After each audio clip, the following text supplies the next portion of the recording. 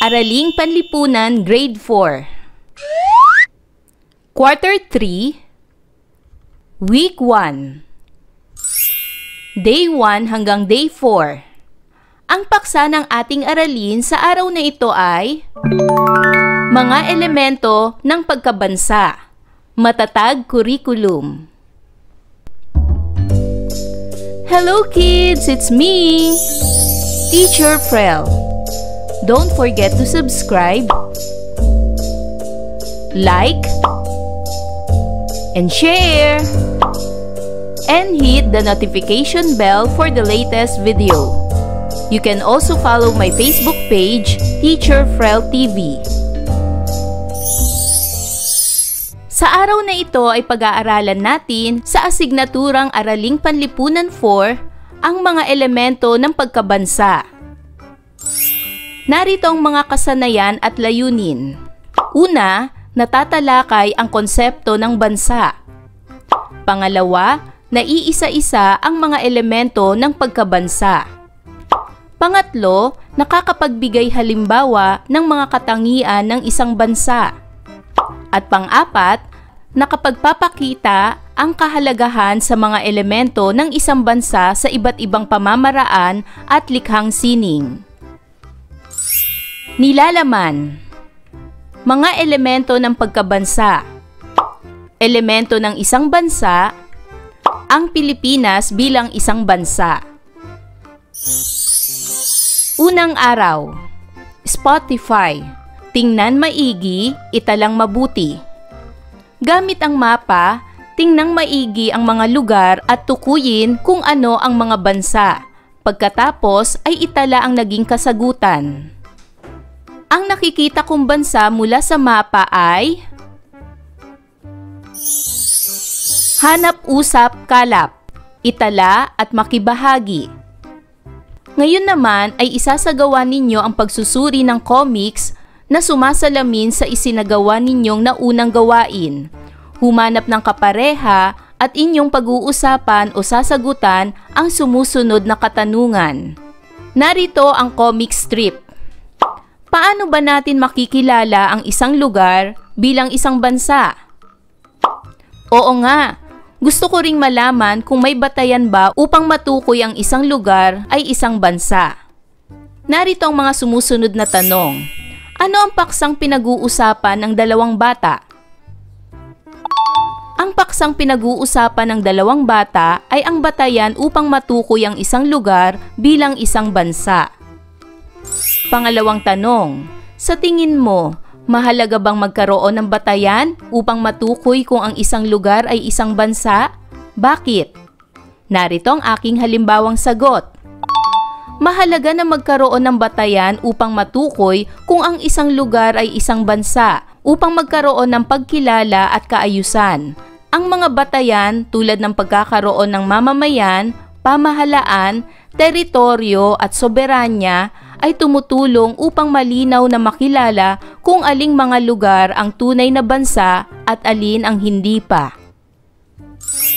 Pangatlong tanong, may mga tanong ka pa bang naiisip na gustong malinawan tungkol sa paksa? Isulat ito sa patlang. Buo salita. Susing salita ng aralin. Tukuyin ang mga konsepto tungkol sa aralin.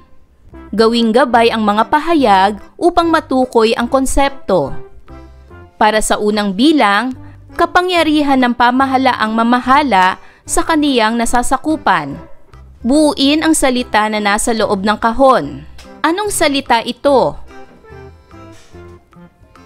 Tama! Ang salitang ito ay soberanya. Pangalawa, ito ay lawak ng lupain, katubigan at himpapawid ng isang bansa. Buuin ang salita na nasa loob ng kahon. Anong salita ito? Tama, ito ay teritoryo. Pangatlo, organisasyong politikal na naglalayong magtatag ng kaayusan at magpatupad ng programa para sa mamamayan. Buuin ang salita na nasa loob ng kahon. Anong salita ito? Tama, ito ay pamahalaan. Pang-apat, ito ay pangkalahatang tawag sa mga taong nakatira sa isang teritoryo na tumutukoy sa populasyon ng isang bansa. Buuin ang salita na nasa loob ng kahon. Anong salita ito? Tama, ito ay mamamayan. Ikalawang araw. Sagutin ang mga tanong mula sa ating nakaraang aralin. Unang katanungan, ano ang bumubuo sa isang bansa? Narito ang aking halimbawang sagot. Ang bumubuo sa isang bansa ay soberanya, teritoryo, pamahalaan, at mamamayan. Pangalawang tanong, bakit kailangang malaman ang mga bumubuo ng pagkabansa? Kailangang malaman ang mga bumubuo ng pagkabansa upang maunawaan ang kahulugan ng pagiging isang bansa at upang mapahalagahan ang kalayaan at soberanya. Pangatlong tanong, may tuturing ba nating bansa ang Pilipinas?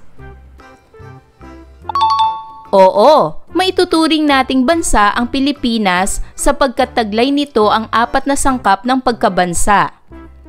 Ang soberanya, may kalayaan at kapangyarihang mamahala sa sarili bilang isang malayang bansa. Teritoryo, binubuo ang ating bansa ng mahigit 7,000 mga isla na saklaw ng ating hangganan. Pamahalaan, may sariling pamahalaan na namumuno at nagpapatupad ng batas. Mamamayan, mayroong milyon-milyong Pilipino na naninirahan dito. Ang ating mundo ay napakalawak na ito ay binubuo ng 7 kontinente. Asia, Africa, Europe, North America, South America, Antarctica, at Australia. Sa lahat ng kontinenteng ito ay binubuo ng iba't ibang lupain o mga bansa. Para naman sa kaugnay na konsepto bilang isa, ang mga elemento ng pagkabansa. Pagproseso ng pag-unawa. Ang bansa ay isang lugar na may naninirahang mga tao na may magkakatulad na kulturang pinanggalingan, kung kaya makikita ang iisa o pare-parehong wika, pamana, relihiyon at lahi. Ang lugar ay may tuturing na bansa kapag mayroon itong 4 na elemento upang kilalanin itong bansa o estado. Ang 4 na elemento na ito ay tao, teritoryo, pamahalaan, at ganap na kalayaan o soberanya. Mga elemento ng pagiging isang bansa. Ang una na nga ay ang teritoryo. Ang teritoryo ay isang mahalagang elemento ng estado. Ito ay tumutukoy sa lawak ng lupain na tinitirhan ng mga tao kasama na ang katubigan, ilalim ng dagat, himpapawid at kalawakan sa itaas nito. Bukod sa pagiging tirahan, ito rin ang pinamumunuan ng pamahalaan. May ituturing na isang ganap na estado ang isang bansa kung ito ay may teritoryo o lupang sinakop na dumaan sa legal na proseso ang pag-aari nito at umaayon sa mga batas na pandaigdig. Kung ito ay susuriin, ang mga bansa sa mundo ay may iba't ibang sukat, laki at lawak. Kung titingnan ang mapa, mapapansin na may mga bansang malalaki ang teritoryo kagaya ng Canada, USA, India, Russia, at China. Mayroon din namang mas maliliit na bansa kagaya ng Vatican City, Singapore at Taiwan. Gaano man ito kalaki o kaliit, kinikilala lahat ng bansa ayon sa batas pang-internasyonal ang kanilang pantay-pantay na kalagayan at karapatan na pausbungin ang kanilang lugar. Ang sumunod naman na elemento ay ang tao. Tao o mamamayan, mga grupong naninirahan sa loob ng isang teritoryo, mga mamamayang gumagalaw sa isang lipunan at siyang bumubuo sa populasyon ng isang bansa. Bilang bahagi ng bansa, tungkulin ng isang mamamayan na maging tapat sa bansa, paglingkuran ito at ipagtanggol sa panahon ng panganib at digmaan. Ang isang bansa ay magiging maunlad kung ang kaniyang mamamayan ay produktibo, nagkakaisa at sumusuporta sa pamahalaan sa pagkamit ng mga layunin at adhikain sa ikabubuti ng buong sambayanan. Ang sumunod na elemento ay ang pamahalaan. Ang pamahalaan ay isang organisasyon na may kakayanan na gumawa at magpatupad ng batas sa isang nasasakupang teritoryo. Ito rin ay may kapangyarihan na magbigay ng mga pangangailangan ng mamamayan ng nasasakupang teritoryo. Layunin nito na magtatag ng kaayusan at mapanatili ang isang sibilisadong lipunan. Sa buong mundo, may iba't ibang uri ng pamahalaan.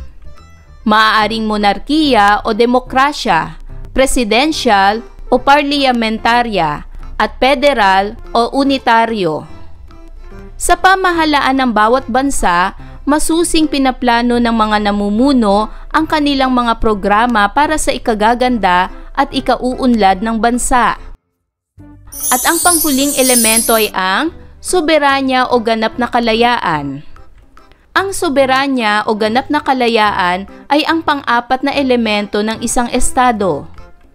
Ang soberanya ay ang pagkakaroon ng isang bansa ng kapangyarihang makapagsarili at pamahalaan ang buo nitong nasasakupan.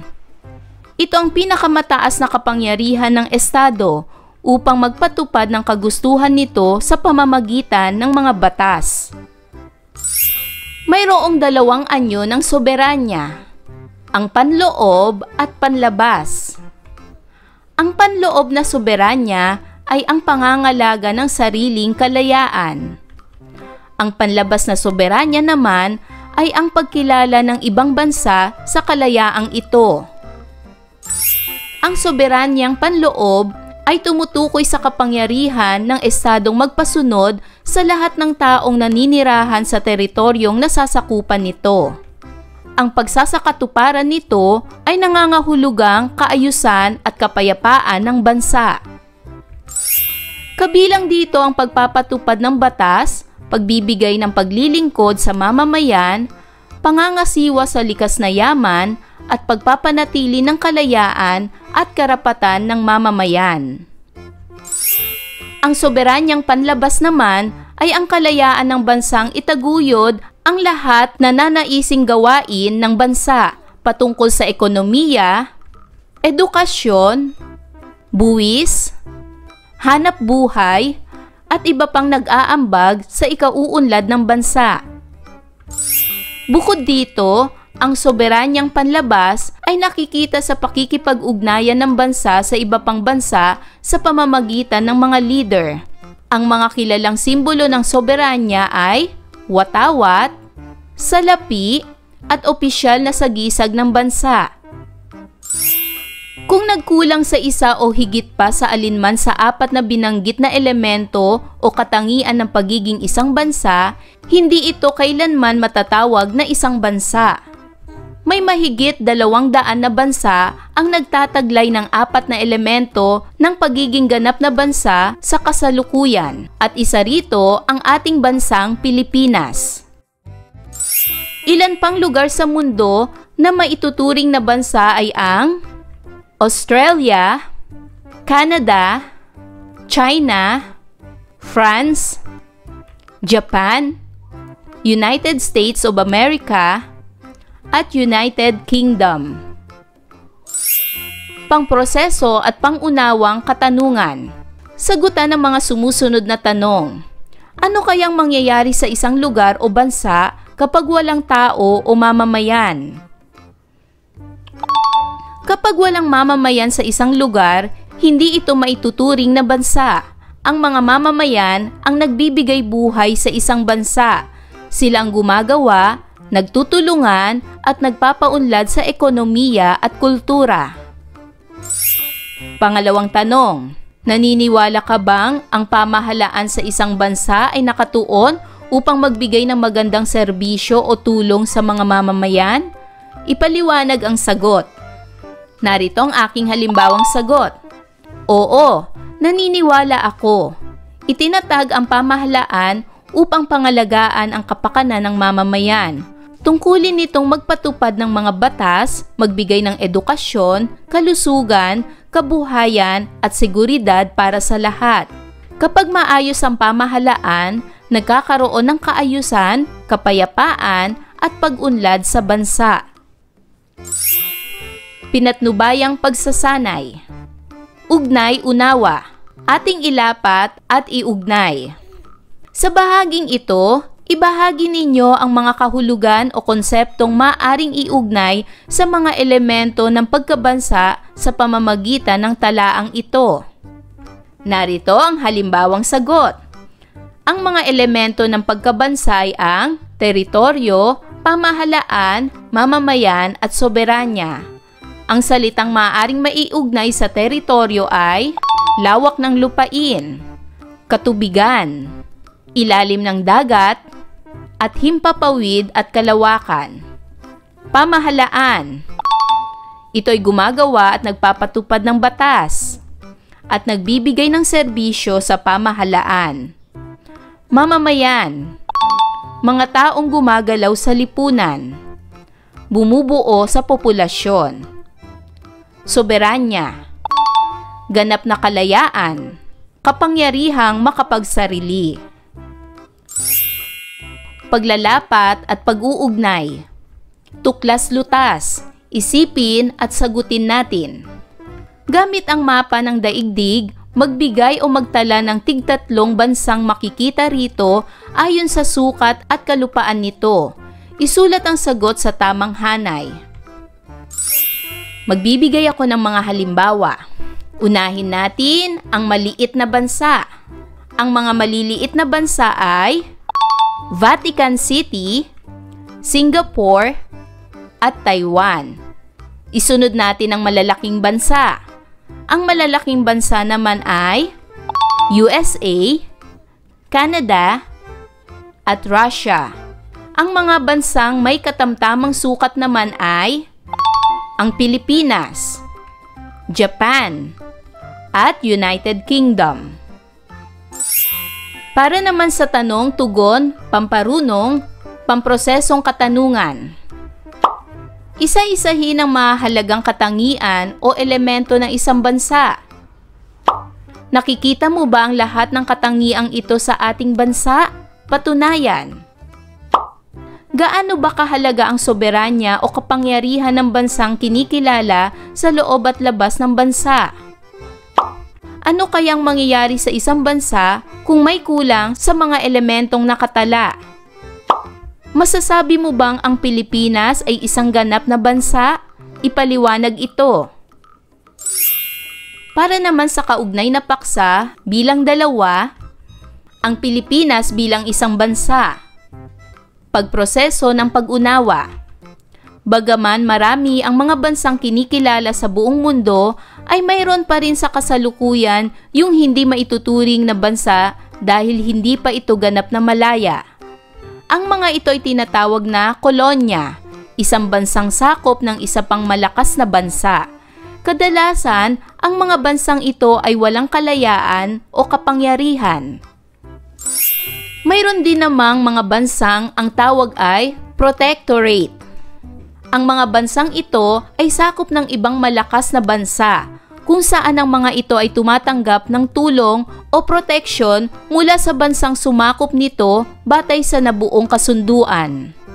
Alamin ang mga detalyeng nagpapatunay na ang Pilipinas ay isang bansa. Teritoryo ng Pilipinas. Mayroong iba't ibang dokumento ang nagpapatunay na ang Pilipinas ay may sariling teritoryo. Ayon sa Saligang Batas ng 1987, Artikulo 1, ang Pilipinas ay binubuo ng Kapuluang Pilipinas, kasama ang lahat ng mga pulo at mga karagatang nakapaligid dito.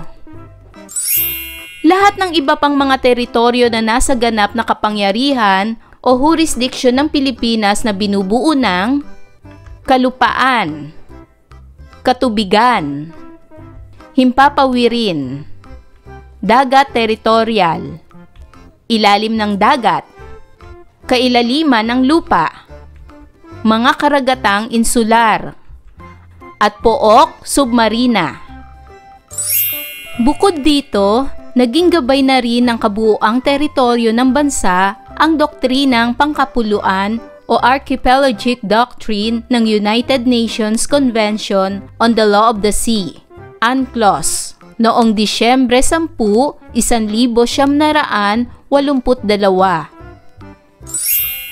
Pinagtitibay ng UNCLOS ang kabuuang hangganan ng teritoryo ng bansa na nakapaloob sa batayang guhit o baseline. Ang baseline ay isang likhang isip na guhit na nagpapakita ng kabuuan ng teritoryo. Ang sakop ng Pilipinas ay umaabot sa 12 milya sa paligid magmula sa baseline. Bukod dito, maituturing rin na kabilang sa Pilipinas ang nasa may 200 na milya mula sa baseline bilang exclusive economic zone ng bansa. Sa bahaging ito, malaya ang mga mamamayan ng bansang gamitin, galugarin, at pangalagaan ang mga likas na yamang naririto. Para sa pamproseso at pangunawang katanungan, narito ang mga tanong. Unang katanungan, bakit kailangang bigyang pansin at halaga ng isang mamamayang Pilipino ang teritoryo o nasasakupan ng kanyang bansa? Kailangang bigyang pansin at halaga ng isang mamamayang Pilipino ang teritoryo o nasasakupan ng kanyang bansa upang mapanatili ang kalayaan at seguridad. Ito ang pinagmumula ng kabuhayan ng mamamayan at upang ipakita ang pagmamahal sa bayan. Para naman sa pangalawang tanong, ano-ano ang suliraning kinakaharap ng bansa patungkol sa kanyang anyo, sukat, lawak o hangganan? Ang Pilipinas ay may iba't ibang suliraning kinakaharap patungkol sa anyo, sukat, lawak at hangganan ng teritoryo. Ang mga ito ay may kinalaman sa mga usaping pampulitika, pangkapaligiran at pang-ekonomiya. Narito ang ilan sa mga pangunahing suliranin. Una, alitan sa mga teritoryo o hangganan. Sumunod, pagkasira ng kalikasan at likas na yaman. Sumunod, kakulangan sa kakayahang mapangalagaan ang malawak na karagatan at pulo, at marami pang iba. Pilipinas at mga mamamayan. Bilang mamamayang Pilipino, tungkulin nating makiisa sa mga gawaing nagpapalakas at nagsusulong ng pag-unlad ng bansa. Ilan sa mga ito ay ang sumusunod. Una, pag-aaral ng mabuti. Pangalawa, pagpapanatili ng kalinisan at kaayusan sa kapaligiran. Pangatlo, paggalang at pagsunod sa batas.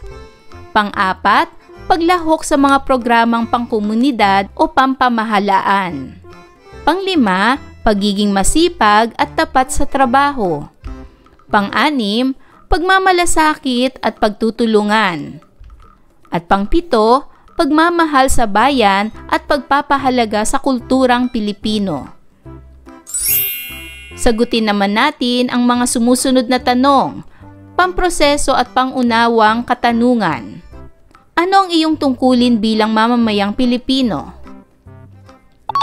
Ang aking tungkulin bilang mamamayang Pilipino ay maging mabuting mamamayan, masunurin, masipag, makatao, makakalikasan, at makabayan upang makatulong sa pagpapaunlad at pagpapatatag ng ating bansa. Pangalawang katanungan, ano ang iyong magagawa para sa ikauunlad ng bansa? Narito ang aking halimbawang sagot. Makaaambag ako sa ikauunlad ng bansa sa pamamagitan ng pagiging mabuting mamamayan, masipag, disiplinado, makatao, makakalikasan at makabayan. Kapag lahat ng Pilipino ay gagawa ng mabuti sa kani-kaniyang paraan, tiyak na uunlad ang ating bayan. Pilipinas at kanyang mga karapatan. Ang Pilipinas ay kagaya rin ng isang tao na may tinatamasang karapatan. Ang mga ito ay karapatang ipagtanggol ang sarili, karapatan sa pantay na trato, karapatan sa ari-arian, jurisdiction, at diplomasya. Karapatang ipagtanggol ang sarili. Ang Pilipinas ay gumagawa ng paraan o hakbang upang ipagtanggol ang sarili sa pamamagitan ng paggamit ng lakas o puwersa upang labanan ang anumang bantang panganib o pananakop. Ang halimbawa nito ay ang pagpapalakas ng puwersang militar. Karapatang pantay na trato at sa ari-arian. Malaki man o maliit ang bansa ay mayroon itong pantay-pantay na karapatang protektahan ang kanilang mamamayan, gumamit ng karapatan at makipag-ari ng teritoryong kanyang nasasakupan. Jurisdiction. Ito ay ang karapatan ng isang bansa na saklawan ang mga tao o mamamayan na nasa loob o labas ng bansa. Ito ay isang paraan para mapangalagaan ang mga mamamayan. Diplomasya. Ito ay ang pagpapadala ng kinatawan ng bansa upang makipagkasundo sa ibang bansa sa usapin ng pampulitika, pangkabuhayan at pangkultural.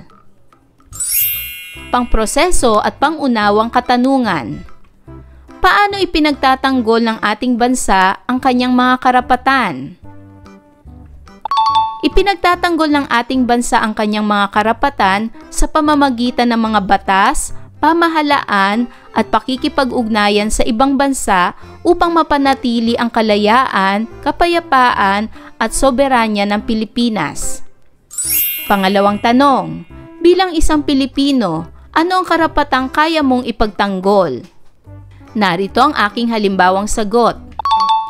Bilang Pilipino, kaya kong ipagtanggol ang karapatan ko bilang tao, ang maging malaya, ligtas, may boses at may dangal. Pinatnubayang pagsasanay. Ugnay-unawa, bucket list. Itanong mo, sasagutin natin. Sa bahaging ito, punan ninyo ng mga impormasyon ng ating bucket list. Maaring gawing gabay ang katanungang ito sa pagtala sa ating bucket list. Halimbawang katanungan, ano ang kailangang malaman para mapausbong pa ang Pilipinas? Isulat ang inyong sagot sa ating bucket list.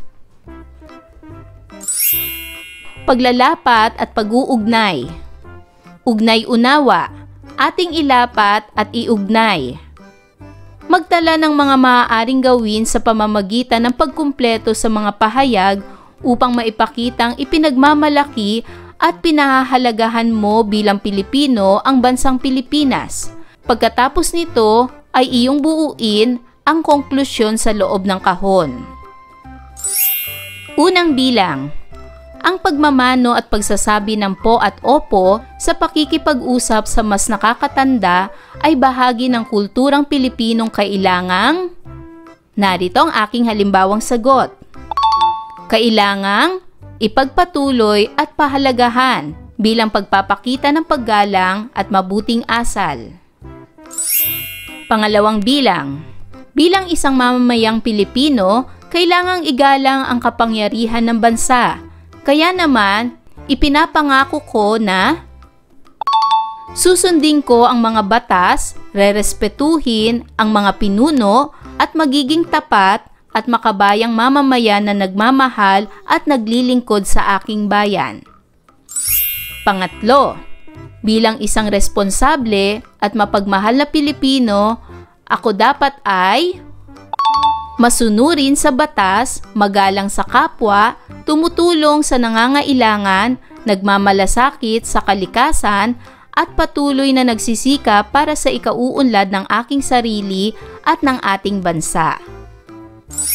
Pang-apat, ang pakikipagtulungan ng ating bansa sa iba pang bansa ay nakatutulong sa atin dahil nagbibigay ito ng oportunidad para sa pag-unlad ng ekonomiya, pagpapalitan ng kaalaman at teknolohiya, at pagpapanatili ng kapayapaan at mabuting ugnayan sa buong mundo.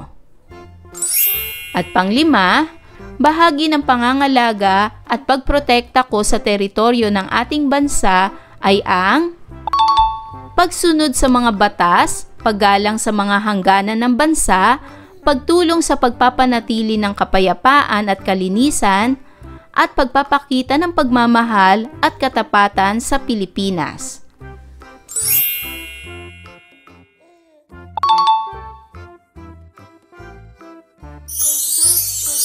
Ikatlong araw. Pangunahin, pagpuna, pinal na pagtatala for peace. Initial revise final worksheet. Paano makatutulong ang mga kaalaman at konsepto ng pagkabansa sa iyo bilang isang tao at mamamayan ng daigdig? Dugtungan ang mga sumusunod na pahayag. Para sa pangunahing sagot o initial answer. Sa tingin ko, makatutulong ang mga kaalaman at konsepto ng pagkabansa bilang isang tao at mamamayan ng daigdig sa pamamagitan ng dugtungan ninyo ang pahayag na ito.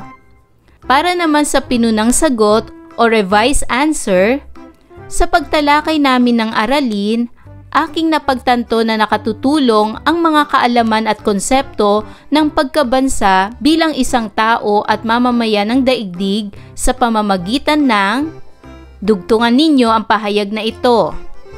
At para naman sa pinal na sagot o final answer, pagkatapos ng pagtalakay sa aralin, sa kabuuan, nakatutulong ang mga kaalaman at konsepto ng pagkabansa bilang isang tao at mamamayan ng daigdig dahil dugtungan ang pahayag na ito. Para naman sa pabaong pagkatuto, tala kaalaman. Italang mabuti, tiyak tumpak palagi.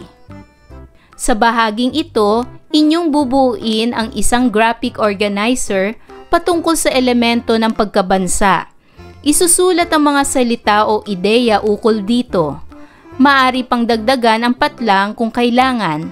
Maari itong isagawa kasama ang kapwa mag-aaral. Narito ang graphic organizer. Bansa. Ang mga elemento ng isang bansa ay ang teritoryo at mamamayan. Ano pa ang dalawang elemento ng pagkabansa? Ito ay ang pamahalaan at soberanya. Ang teritoryo ay tumutukoy sa katubigan at lupain. Ang pamahalaan ay tumutukoy sa demokratiko ng pamahalaan at saligang batas ng 1987. Ang mamamayan ay tumutukoy sa populasyon at kultura. At ang soberanya ay tumutukoy sa kalayaan at karapatang teritorial. Sulat-ulat.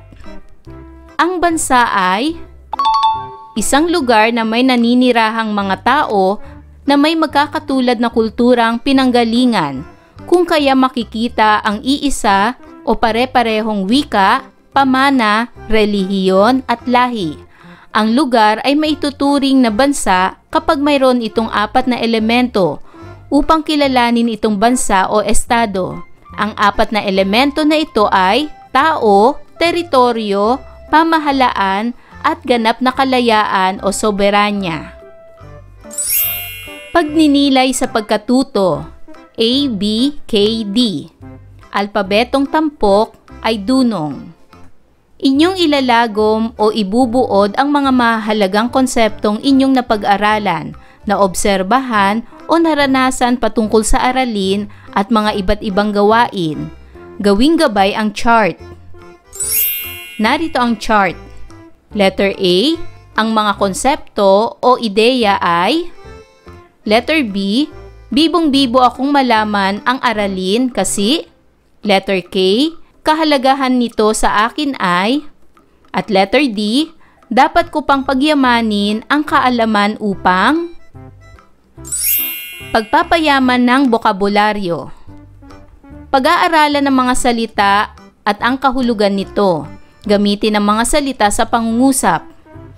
Ang unang salita ay elemento. Ang kahulugan nito ay mahalagang bahagi. Ang pangalawang salita ay ginagabayan. Ang kahulugan nito ay tinutulungan. Ang pangatlong salita ay organisasyong politikal. Ang kahulugan nito ay samahang politikal. Pang-apat na salita, pinaghihimasukan. Ang kahulugan nito ay walang kalayaan o pinakikialaman. At panglimang salita, saklawan. Ang kahulugan nito ay sakupin. Check na check. Pag mali, X. Isa-isahin ang mga katangian ng isang bansa. Lagyan ng check ang kahon ng mga pahayag na tumutukoy sa katangian ng isang bansa at ng X ang hindi. Unang bilang, mayayamang mamamayan. Ito ba ay check o X? Tama, ito ay X. Pangalawang bilang, binubuo ng lahi. Ito ba ay check o X? Tama, ito ay X, mali. Pangatlong bilang, komunidad ng mamamayan. Ito ba ay check o X? Tama, ito ay check. Pang-apat na bilang, maraming daanan. Ito ba ay check o X? Tama, ito ay X. Panglimang bilang, binubuo ng malaking pamilya. Ito ba ay check o X? Tama, ito ay X. Pang-anim na bilang, may pamahalaan. Ito ba ay check o X? Tama, ito ay check. Pampito, mataas na gusali. Ito ba ay check o X? Tama, ito ay X. Pangwalo, may sariling wika. Ito ba ay check o X? Tama, ito ay check. Pangsyam, walang hangganan ang teritoryo. Ito ba ay check o X? Tama, ito ay X. At pangsampu, binubuklod ng kultura at tradisyon. Ito ba ay check o X? Tama, ito ay check. Ika-4 na araw. Pagsusulit, tayahin ang nalalaman. Lagyan ng check ang bilang ng pangungusap na nagsasabi ng elemento ng isang lugar para maituring na isang bansa, at X kung hindi. Gawin ito sa sagutang papel. Unang bilang, may mga mamamayang naninirahan sa bansa. Ito ba ay check o X? Tama, ito ay check. Pangalawa, pinamamahalaan ng iba pang bansa. Ito ba ay check o X? Tama, ito ay X. Pangatlo, binubuo ng tao, pamahalaan at teritoryo lamang. Ito ba ay check o X? Tama, ito ay X. Pang-apat, may sariling pamahalaan na kinikilala at sinusunod ng mga mamamayan. Ito ba ay check o X? Tama, ito ay check. Panglima, may sariling teritoryo na tumutukoy sa lupain at katubigan kasama ang himpapawid at kalawakan sa itaas nito. Ito ba ay check o X? Tama, ito ay check. Para naman sa gawaing ito, iguhit ang masayang mukha kung ang sinasabi ng pangungusap ay tama at malungkot na mukha kung mali. Pang-anim, ang Pilipinas ay isang bansa. Ito ba'y masayang mukha o malungkot na mukha? Tama, ito ay masayang mukha. Pang-7, hindi malaya ang Pilipinas kaya hindi ito isang bansa. Ito ba'y masayang mukha o malungkot na mukha? Tama, ito ay malungkot na mukha. Pangwalo, tao, teritoryo at pamahalaan lamang ang kailangan para maging isang bansa ang lugar. Ito ba'y masayang mukha o malungkot na mukha? Tama, ito ay malungkot na mukha. Pangsyam, ang China ay maituturing na isang bansa dahil ito ay malaya, may sariling teritoryo at pamahalaan at may mga mamamayan. Ito ba'y masayang mukha o malungkot na mukha? Tama, ito ay masayang mukha. At pangsampu, ang lugar na pinakikialaman ng ibang bansa at walang sariling pamahalaan ay hindi maituturing na bansa. Ito ba'y masayang mukha o malungkot na mukha? Tama, ito ay masayang mukha. Para naman sa gawaing ito, isulat sa patlang ang T kung ang mga sumusunod na pahayag sa ibaba ay tama at M kung ito ay mali. Panglabing isa, mga taga-ibang bansa ang namamahala sa Pilipinas. Ito ba'y tama o mali? Magaling, ito ay mali. 12, ang Pilipinas ay matutukoy na isang ganap na bansa. Ito ba'y tama o mali? Magaling, ito ay tama. 13, walang katiyakan ang hangganan ng teritoryo ng ating bansa. Ito ba ay tama o mali? Magaling, ito ay mali. 14, malawak na lupain lamang ang sakop ng teritoryo ng Pilipinas. Ito ba ay tama o mali? Magaling, ito ay mali. 15, hindi kasali sa pag-aari ng bansa ang karagatan at himpapawid. Ito ba'y tama o mali? Magaling, ito ay mali. 16, ang pamamahala ng Pilipinas ay sinasaklawan ng ibang bansa. Ito ba'y tama o mali? Magaling, ito ay mali. 17, isang bansang may ganap na kalayaan ang Pilipinas. Ito ba'y tama o mali? Magaling, ito ay tama.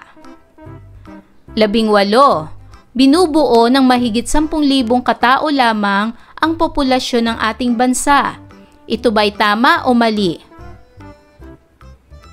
Magaling, ito ay mali. 19, kawalan ng pamahalaang nangangasiwa ay isang elemento ng pagiging bansa. Ito ba'y tama o mali? Magaling, ito ay mali.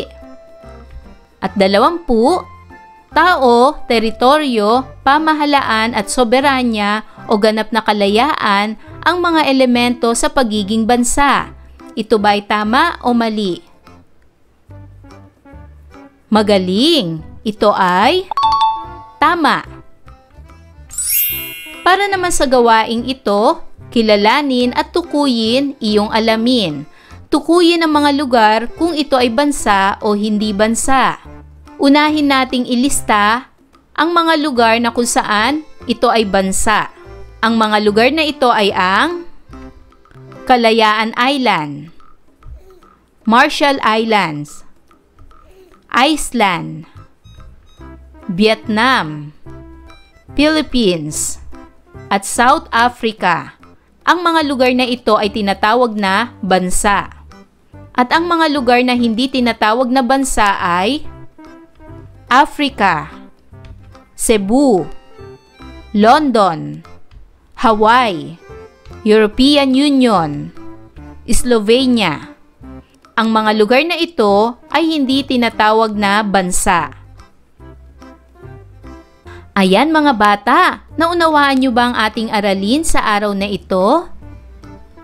Kung ganon, magaling! Mga bata, sana'y marami kayong natutunan sa ating aralin. Hanggang sa susunod na video lesson, paalam! Thanks for watching!